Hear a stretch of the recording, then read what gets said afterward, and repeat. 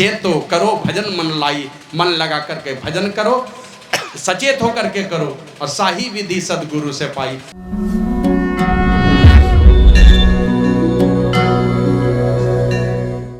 एक पापी के पाप के चलते, तो एक पापी के पाप के चलते इतनी इतनी विधवा हुई। उसी प्रकार खानदान में एक भी भक्त बालक हो जाता है, अपने एक पूर्वज के निमित्त कोई शुभ कर्म कर लेता है, सारे पूर्वज गदगद हो जाते हैं। जो भी पूर्वज हैं सबका आशीर्वाद मिलता है। तो ये सारी बातें हैं, लेकिन है क्या, आदरणीय जयकांत बाबू नहीं रहे। तुलसीदास जी महाराज कहते हैं, ऐसे बाबा साई स्वामी जी महाराज एक चेतावनी वाली भजन वो कहते हैं, मन भजन करो भगवान भरोसा क्या कल का, बचपन गया जवानी बीती, बूढ़ेपन की क्या प्रतीति, यह तो बुलबुला जल का भरोसा क्या कल। ये मनुष्य क्या पानी के बुलबुले के जैसा, इसलिए कहते हैं आज नहीं कल क्यों तू करता, ऐसा कर किसको है छलता, यह वादा अनभल का भरोसा क्या कल का। कहते हैं ए मेरे मन, ये जो तुम कहते हो ना आज नहीं कल परमात्मा का भजन करूंगा, ऐसा करके किसको छलते हो, किसको ठग रहे हो। है अच्छा ठीक है कल ही करेंगे, बैंक वाले को कह देंगे भाई EMI नहीं दे सके इस महीने में, अच्छा अगले महीने में दे देंगे। जिसके यहाँ सूद पर नोट उठाए हैं उसको 2 महीना 6 महीना छिप करके रह लेंगे, 6 महीना के बाद कमा करके थोड़ा और सूद दे देंगे। लेकिन ये वाला जो काम है वहां तो महाजन को ठग रहे हैं, यहाँ किन को ठग रहे हैं कि कल भजन करूंगा। कहते ये वादा अनभल का, ये तो अपने ही अनभल का वादा है, अपने ही बुराई का वादा है। इसलिए वो कहते हैं टाला टुल्ली में दिल रीता, एक नहीं जुग बहुतों बीता, जब खबर नहीं पल का भरोसा क्या कल का। जब यहाँ पल का भरोसा नहीं है तो कल का क्या भरोसा है, पल पल का नहीं है। और इसलिए का चेतो करो भजन मन लाई, साही विधि सदगुरु से पाई, करी आस परम फल का भरोसा क्या घल का।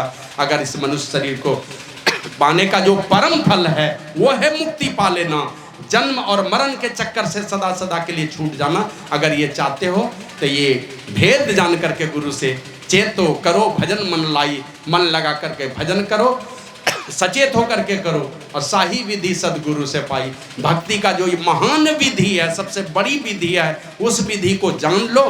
क्योंकि पंडितों का वेद और संतों का भेद, भेद अगर है भक्ति के पास तो संत के पास है, पंडितों के पास भले ही वेद है, भेद तो संतों के पास है। ऐसे संतों से भेद जान करके हम परम फल की आशा कर सकते हैं। ये सारे महापुरुष कह करके गए और उन्हीं बातों की चर्चा अभी सुन रहे थे। तुलसीदास जी महाराज कहते हैं इस धरती पर एक से एक लोग आए, ये भारत एक से एक वीरों की, एक से एक तपस्वियों की, एक से एक रईस से रईस लोगों की, बड़े बड़े जमींदार और राजा महाराजा बड़े बड़े लोगों की ये धरती रही है, किसी चीज की कमी नहीं। चाहे वीरों की धरती, वीरांगनाओं की धरती, महावीरों की धरती, महापुरुषों और संतों की धरती रही है, बड़े बड़े धनवान लोगों की धरती रही है, बड़े त्यागी लोगों की धरती रही है। लेकिन जिनका भी नाम उठाएंगे इस धरती पर रहे क्या, तो गिनती किया तुलसीदास जी महाराज ने, थोड़ा संक्षेप में गिनती सुनाए। बलि बेन विक्रम दधीची गए, कितना बलि बेन विक्रम दधीची गए, और पारथ गए जिन भाषाना, अर्जुन का नाम लिया। श्री सदगुरु महाराज की बलि चले गए। एक बलि 100 बार अश्वमेध यज्ञ। आप सोच सकते हैं राम जी एक बार में गए और राजा बलि, अब सोच लिए कितनी लंबी आयु थी, 99 बार अश्वमेध यज्ञ किया और भली भांति संपन्न हो गया। 100वें बार में नहीं हो पाया, ऐसे 100वें बार में भी अंतिम में सफल ही हो गए। लगता है कि नहीं हुआ सफल, लेकिन वो सफल ही था। तो ये 100 बार अश्वमेध यज्ञ करना, वो बलि रहे इस धरती पर नहीं रहे।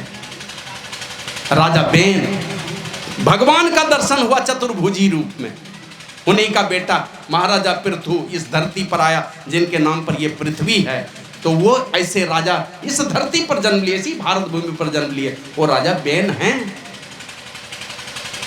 विक्रम, राजा विक्रमादित्य, जिनको चक्रवर्ती क्या कहते हैं, इस भारत भूमि के राजा हुए। अवंतिका उनकी राजधानी थी, सोने का सिक्का चलता था उनके समय भारत में। सोने का सिक्का चलता था राजा विक्रमादित्य के समय में। सोने की चिड़िया कहलाती थी भारत, और घर घर में बोरा का बोरा सोना और चांदी का ढेर रहता था। जो भी धंधा बिजनेस करते थे, बस विदेश जहाँ गया तो उधर से सोना ही लेके आते थे। कपड़ा बेचना है तो कपड़े के बदले में पैसा नहीं लेना है, हमको सोना लेना है, तो सोना ही सोना, सब घर में बोरा का बोरा मिलता था।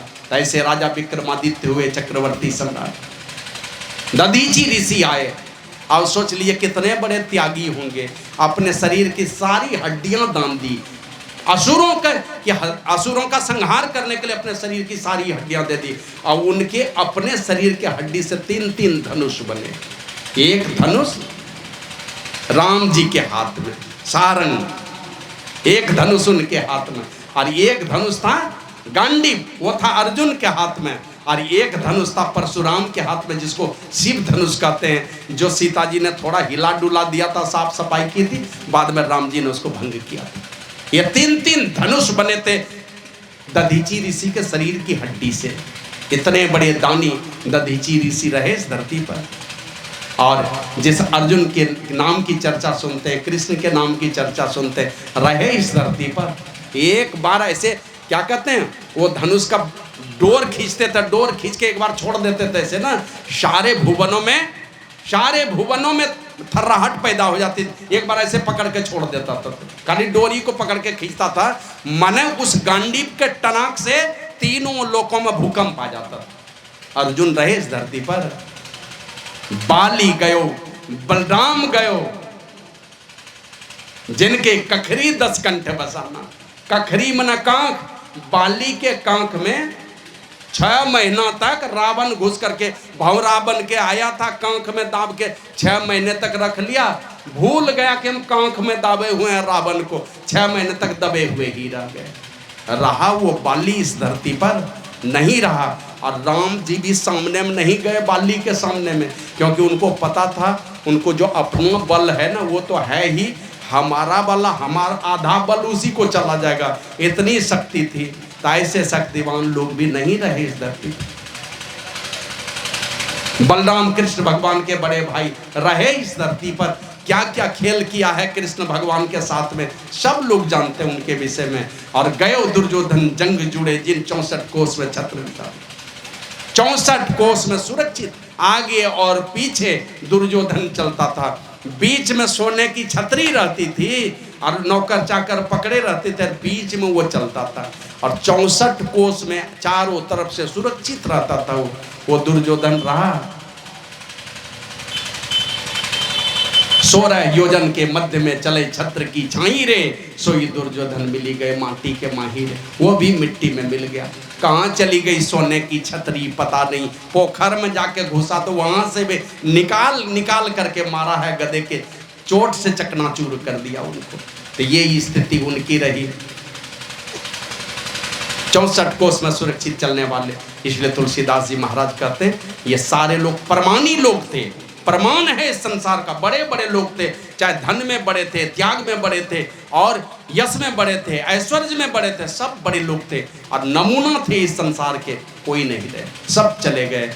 तुलसीदास जी महाराज कहते हैं धरा का प्रमाण यही तुलसी, इस धरा का, इस धरती का ये प्रमाण है। तुलसीदास जी महाराज कहते हैं क्या, कहते हैं जो फरा सो जरा, जो फला है झड़ेगा, और जो बरा सो बुताना, जो जला है वो बुता जाएगा। चाहे आप 1000 पावर का वेपर लाइट ना लगा दीजिए, और देख ऊपर में देखते हैं ना सूर्य भगवान बैठे हैं, सारे वैज्ञानिक पता करके बता रहे धीरे धीरे इनकी भी शक्ति छीन हो रही है।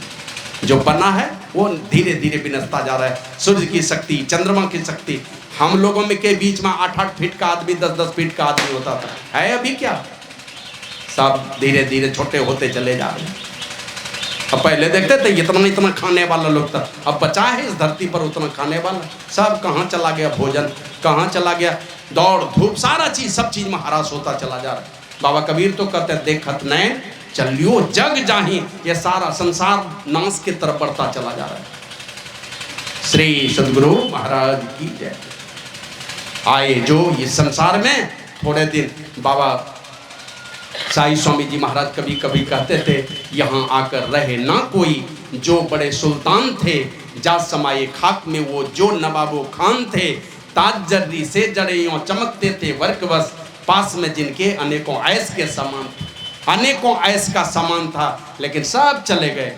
4 दिन नौबत बजाकर अपनी अपनी चल दिए, चाहे बेईमान थे चाहे बाईमान थे, चाहे ईमानदार थे कि बेईमान थे, लुटेरा थे कि दानी थे, जो भी थे लूटे लुटाए, जो कुछ किए, लेकिन रहे इस दुनिया में नहीं। वही सब अच्छी करनी से दुनिया याद करती है, बुरे कर्मों के चलते जिसको धोखा हुआ, जिनको कष्ट हुआ, वो निंदा करती है। इसलिए कहते यहाँ आकर रहे न कोई जो बड़े सुल्तान थे, जा समाये खाक में वो जो नवाबो खान थे, ताज जर्री से जड़े यूं चमकते थे वर्क बस, पास में जिनके अनेकों ऐस के समान थे। और ले गए वो नेक नामी, कर गए जो नेक काम, ले गए लानत वो जिनसे पहुंचते नुकसान थे। लानत लेके जाता है, धिक्कार लेकर के जाता है अगर आपसे किसी को दुख पहुंचा है, और बड़ाई लेकर के जाता है जो नेक काम कर जाता है, बढ़िया काम कर जाता है। तो संसार में रह करके जो रहे जितने दिनों तक, उसी में जिसने अपने आप को सजाया है अच्छे कर्मों से, शुभ कर्मों से, समाज में उनकी चर्चा होती है, बड़ाई होती है। एक दिन मैं बोल रहा था ना, हम लोगों का कौन सा गोत्र, हम लोग कहते हैं काश्यप, नहीं कोई गोत्र तो काश्यप गोत्र, यही कहते हैं। काहे होंगे काश्यप गोत्र, उनके पहले हमारे खानदान में कोई नहीं हुए थे बढ़िया क्या, उनके बाद कोई हुए कि नहीं? तो हम लोग अब वैसा बनाने की कोशिश नहीं किए। अगर काश्यप मुनि के नाम पर मेरा सारा खानदान जाना जाता है, उसी बीच में देखते हैं संत रविदास जी जिस खानदान में आ गए, तो संत रविदास के नाम पर पूरे खानदान को जानने लगा। उसके पहले और बढ़िया महापुरुष नहीं हुए थे, लेकिन बीच में एक महापुरुष आ गए तो उनके नाम पर उनके खानदान के लोगों को जानने लगा।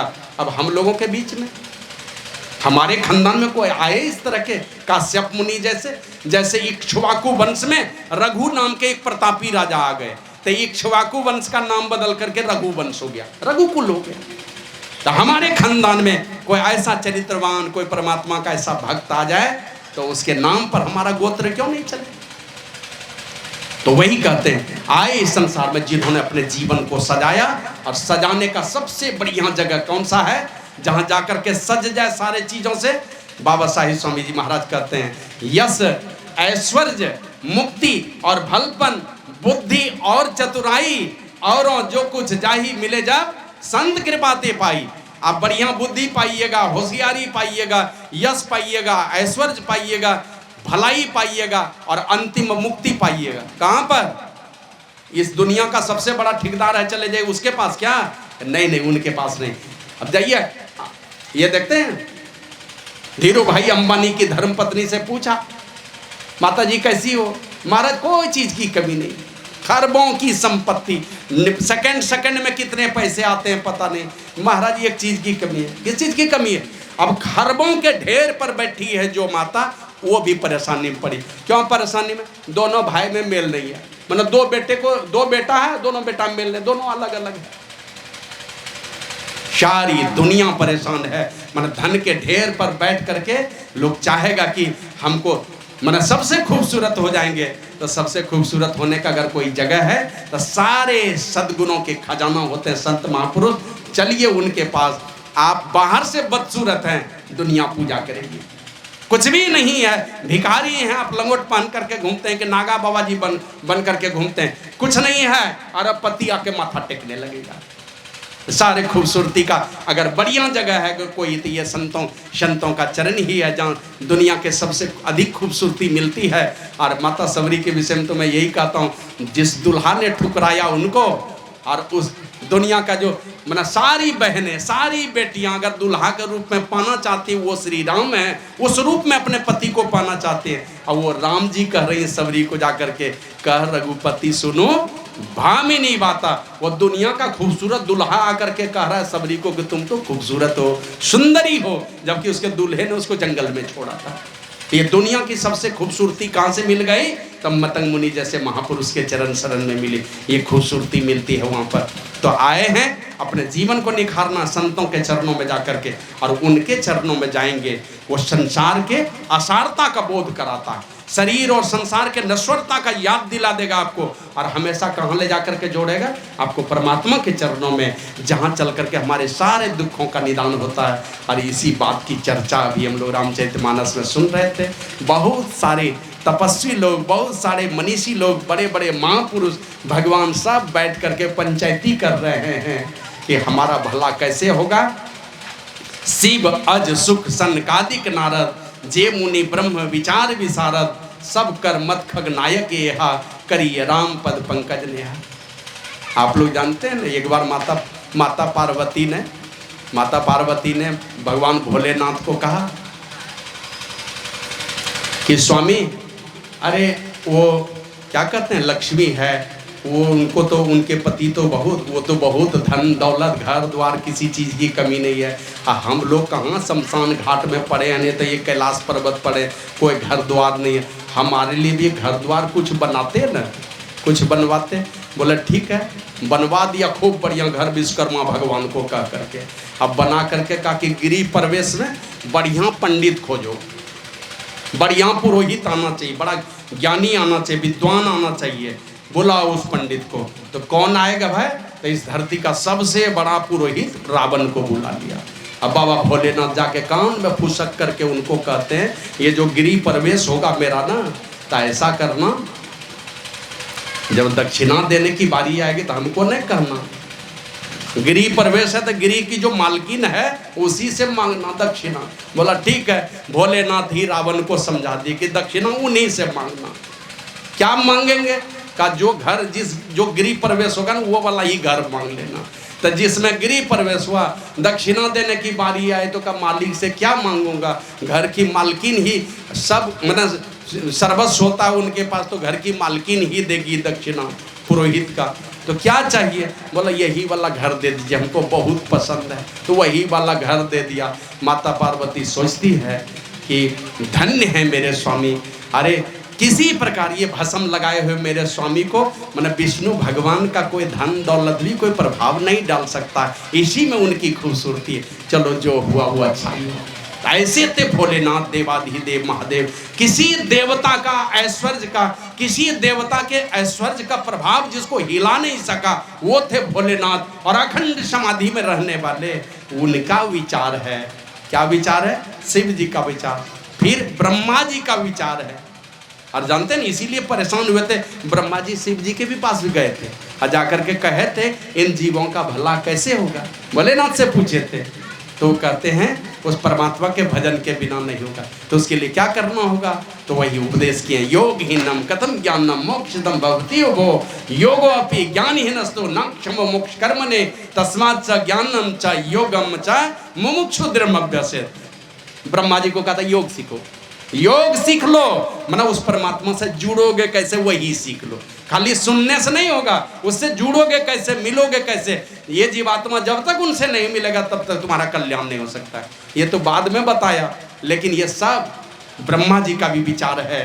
फिर शिव अज सुखदेव मुनि, हजारों हजार ऋषि मुनि के बीच में सुखदेव मुनि 12 बरस का बेटा और राजा परीक्षित को कथा सुना रहा है ऊंचे मंच पर बैठ करके। और वहीं पर गुरु वशिष्ठ बैठे हैं, जो सतयुग में, त्रेता में और द्वापर के अंतिम में इतनी लंबी आयु गुरु वशिष्ठ की, वो नीचे बैठ के सुन रहे हैं और सुखदेव मुनि ऊपर में बैठ करके सुना रहा है। ऐसे थे सुखदेव मुनि, कहते उनका भी विचार है।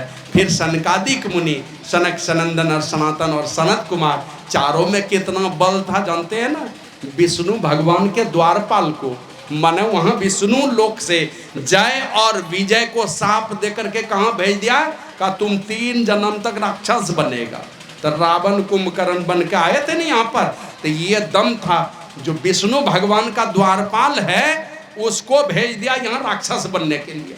ये दम था सनकादिक मुनि में, चारों भाई में। पहने थे क्या? चारों भाई नागा बाबा जी, कुछ नहीं है। और साप दे दिया वो विष्णु भगवान के द्वारपाल को, राक्षस जोनी में चला जा, तुम विष्णु लोक में कैसे पड़ा हुआ है, जाओ तुम असुर लोक में चले जाना। तो 3 जन्म गुजारना पड़ा इनको, बार जन्म लेना पड़ा। और दुर्गति कितनी हुई? भगवान के द्वारा हत्या हुई है उनकी। श्री सद्गुरु महाराज की जय। और नारद मुनि, देवर्षि नारद, कितना सामर्थ्य था उनको। विष्णु भगवान को श्राप दे दिया कि जैसे मैं पत्नी के वियोग में इतना रो रहा हूँ, तुमको भी पत्नी के वियोग में रोना पड़ेगा, इस मृत्यु भुवन में बानर का सहारा लेना पड़ेगा। तो उस विष्णु भगवान को इस दुनिया में ला दिया, इतना कष्ट झेलवाया नारद मुनि ने। तो ये सारे लोगों का शिव अज सुख सनकादिक नारद और जे मुनि ब्रह्म विचार विशारद, ऐसे ब्रह्म विचार में प्रवीण अगर कोई महापुरुष हैं तो सब कर मत खगनायक ए पक्षीराज गरुड़ जी, कागभूषुंडी जी कहते हैं सबका एक ही मत है। वो क्या है? करिए राम पद पंकज नेहा, कन कन में रमन करने वाले उस राम के चरण कमलों में प्रेम होना चाहिए।